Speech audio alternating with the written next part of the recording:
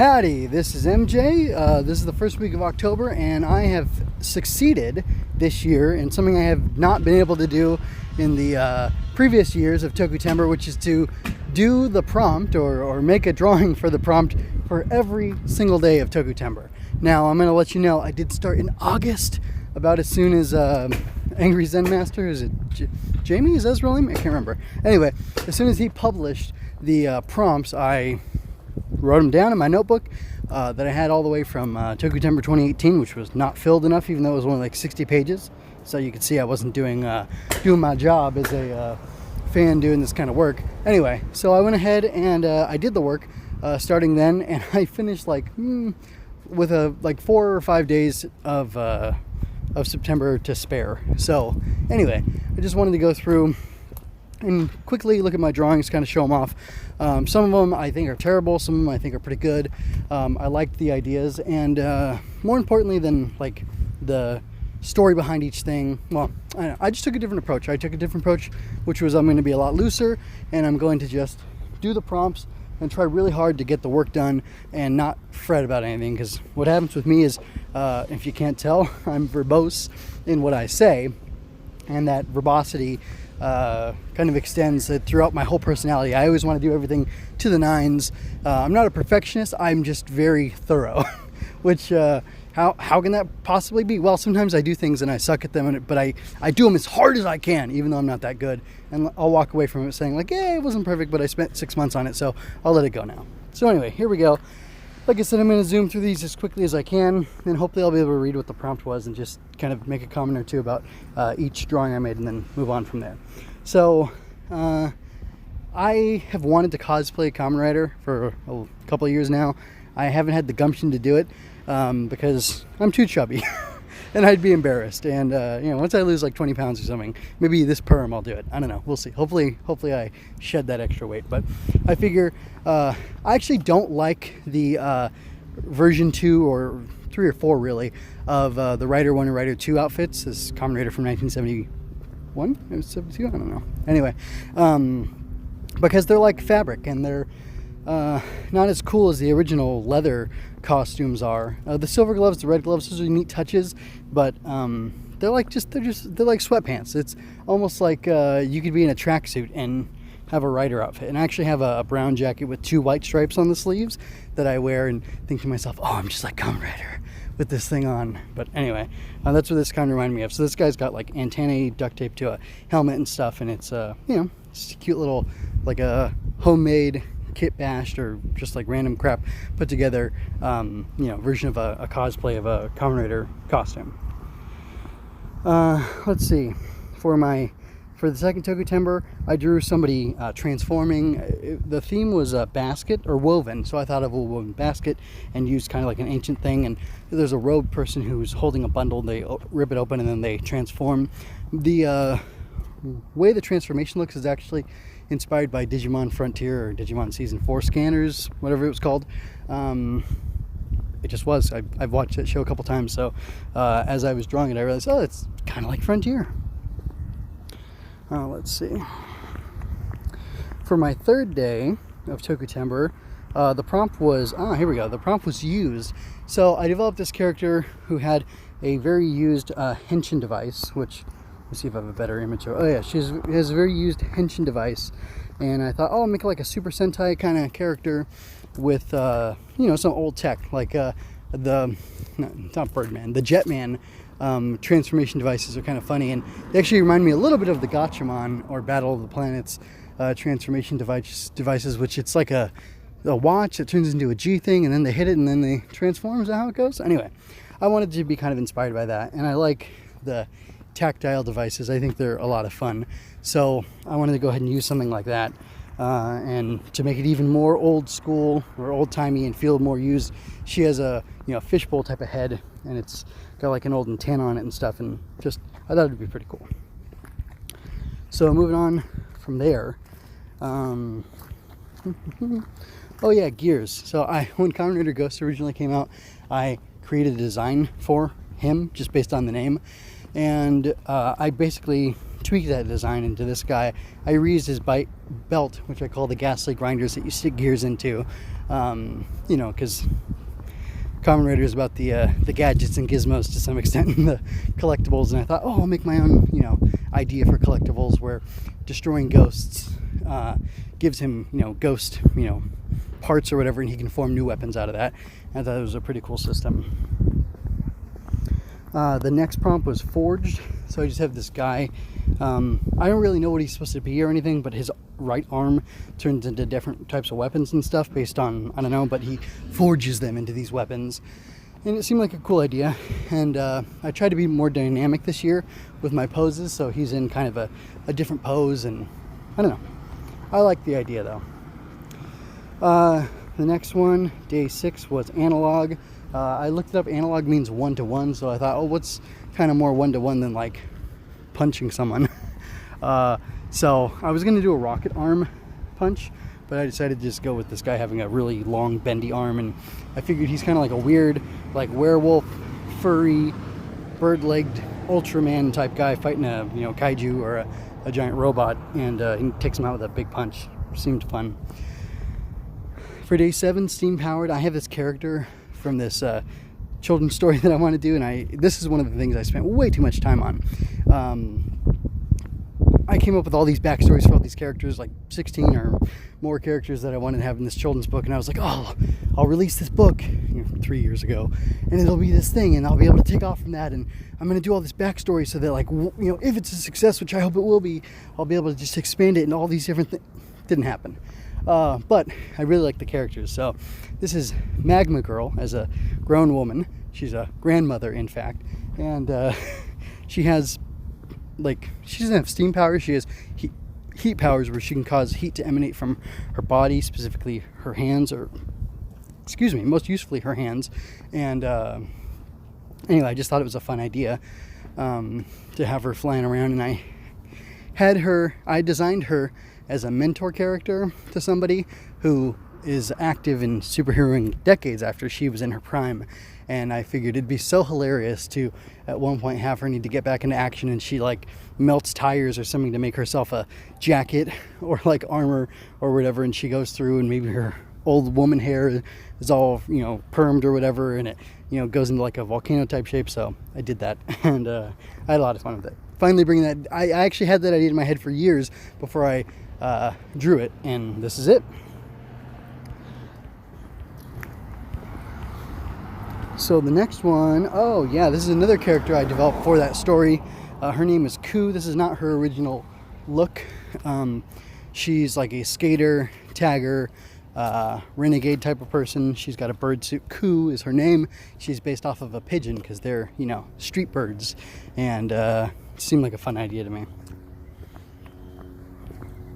She's supposed to be resisting evil and corruption in the city, kind of be like a Robin Hood Arrow type of person, and it's a fun idea. Next, I really don't like this. The prompt was vinyl, and I went, oh, by the way, and for Ku, my drawing of Toku version of Ku, the prompt was canvas. So for the next one, vinyl, I did this lazy disco man with, like, vinyl records as afro hair, and I don't know much to say about that. Day 10 was camp. I have a Science Patrol looking guy making camp, and I just thought that was a fun idea. I really love the Science Patrol outfits, and I like the idea of it with the little bit of Ultraman that I've seen. For day 11, the prompt was rusted, so I drew somebody looking at a giant mecha, kind of inspired by the scenes in Evangelion where they go to visit the, you know, the Evas, and look at them. I thought it was cool. So my Bubblehead character has returned. I still do not have a name for her, but I've got something rolling around. Anyway, the prompt was wired, so I decided I'll give her a backpack thing and have her have some sort of weapon that comes off of it, and it's connected with wires because it's older technology. So the prompt for day 12 was chrome, so I made this all-American metal hero lady with a big gun, potentially, that she's using to transform with, and I just had a lot of fun. I didn't I don't do colors really, so it was hard for me to come up with a way to make her look chrome, but I just basically drew metal armor on her and had like a black undersuit, kind of like Space Sheriff Gavan, or Space Cop Gavan, as Toei calls him on the Toei world. For this soldier character, this Super Sentai homage, the theme was sepia, and I just drew an older version of the character, well, not the actual character, but of that somebody using the same type of armor as that character, and they have wrangled this beast or monster or whatever. Then the next prompt was classic for day 14, so I went ahead and made up my own unique type of ultra that Subaru couldn't sue me for, I think. So the prompt for day 15 is, let me see if I can find it, wooden, I believe. So I drew a tree person, and I drew it in that pose that I first saw in Kamen Rider build of whatever Sento, whatever his name used to be when he was in the band. I drew that guy basically. I thought it was funny. For day, hold on, that is wooden, but that's not the right day. Let me see, why am I missing 15, 16, and 17? Let me go back. Let's see, day 15 is laminate. Oh, okay, laminate and then rusted, which I showed earlier, then acoustic. Boy, this is a little out of order. I'm less than thrilled about that. Maybe I should only look at the red cards from now on that show the characters. Anyway, so I'll just go through in order. This guy's kind of an homage to Ishinomori.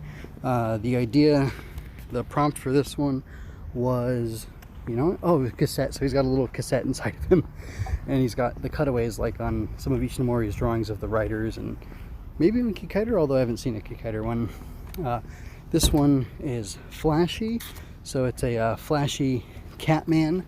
I just thought it was a fun drawing. I thought the pose was nice and flashy, and I wanted to make a writery type guy because I have this team I want to do with the wooden, with the tree guy, the TV head girl, and then I think he's like an ultra, she's like a Super Sentai, and I wanted to come up with a common writery character who could fill in that third slot and be like an homage to those big three of Tokusatsu, so I could use them in a story that was kind of inspired by making all these drawings, by looking over these prompts.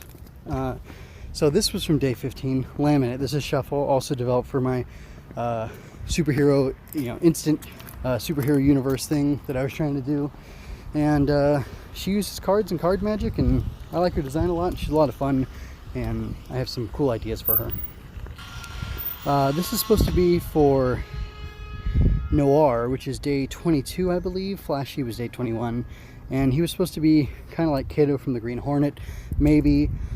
I don't know that I did that, but I did put him in like a driving type outfit, and he's got this flashlight on him, so I imagine him skulking around in dark corners and stuff, waiting to do something for somebody.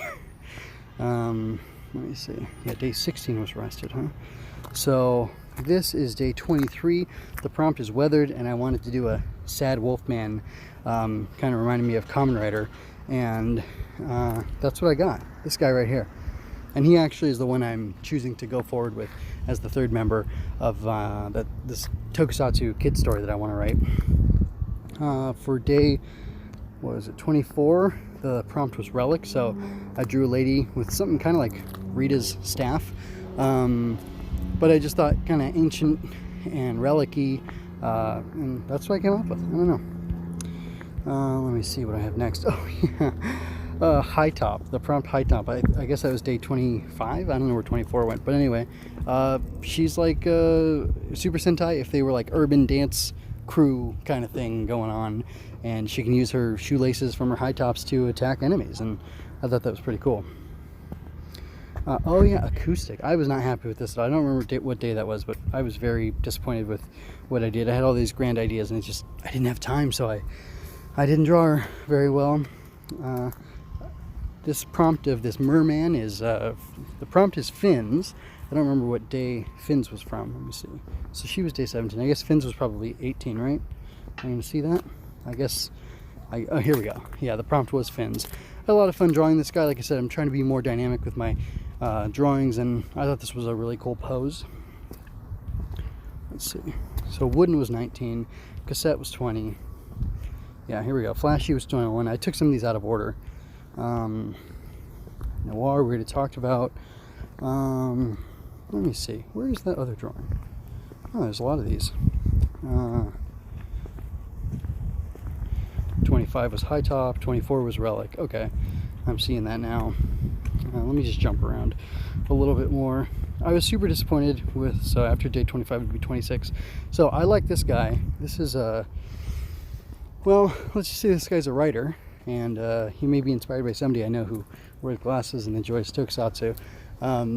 So anyway, the prompt for day 26 was distressed, and this is why I drew. The guy's distressed, but he's protecting himself by using his writing powers, or his drawing powers, his powers of kind of creation in a limited way, to make a barrier for himself to be protected from the flames. Let's see. Day 27 was hydraulic. I drew this, robot man saving people, stopping a thing from collapsing with his hydraulic, robot body or whatever. Again, not very thrilled. Day 28 was patina, and I drew this kind of ancient-y, like an Ultraman type character. I don't know how it turned out. I think it's decent. There's some cool stuff in there, but I'm just less than thrilled overall. Day 29 is Iron, and day 30 was Neon. I ended up using the same sketches for Bird Woman for both of them, and overall I'm pleased. I like the idea of the suit. I was trying to go simple and kind of classic with the Iron prompt, just to do like an old school bird lady, and I was even kind of thinking maybe the Noir guy is her partner, but I don't know. Kind of like a Red Panda and Flying Squirrel, or Green Hornet and Kato, but I don't know that I actually want to do that. And this is like a more modern take on the same idea of a fighting bird lady, and I purposely tried not to make her look too much like Princess or June from Gatchaman. So I hope I succeeded in that and made her look sleek and modern. But that was it. That was day 30 of Tokutember. And like I said, out of doing all of these, I came up with this idea for a story where we have a writery type guy who's a loner, we have an ultra guy who's a leader, and then we have this girl who's a learner. She's new to the hero game, and she's trying to figure these things out. And just, I thought that would be a really neat dynamic for these three characters, and I'd be able to tell stories about them, and it would be fun to have like a small Sentai type team with somebody who embodies the Sentai ethos or whatever, and it'd be just kind of fun. I think it could be real fun to play with those dynamics, and I actually have a script already written for like a comic book where they all meet, and I'd like to do something more with that, but we'll see what happens. Maybe it'll have to wait till next Tokutember, or maybe it'll be done sometime before then.